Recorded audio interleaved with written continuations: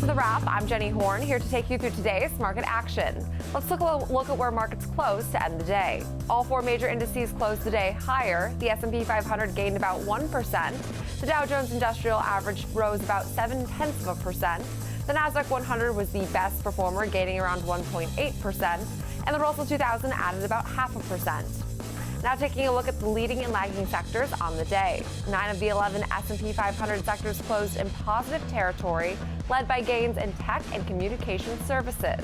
Consumer staples posted only a modest move lower, and energy dropped around 0.3%. Today, we also heard from the Fed. The Fed announced a second pause at the end of its two-day meeting today. Jerome Powell said the Fed is to, quote, not thinking about rate cuts right now at all. Let's now look at some of Wednesday's biggest movers. AMD rallied after an initial dip following its third quarter earnings. The company beat on top and bottom line, but shares pulled back this morning on weaker than expected guidance.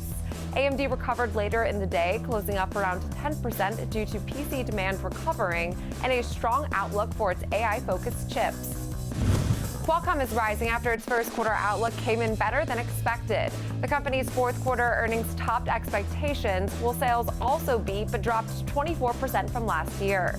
Shares rose as much as 4% after hours and closed Wednesday up 4% now week to date.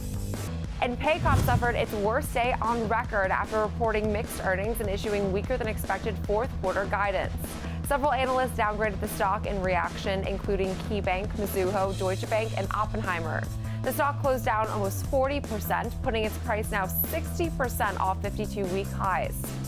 Let's now look at what to watch for tomorrow. For economic data, jobless claims, and factory orders.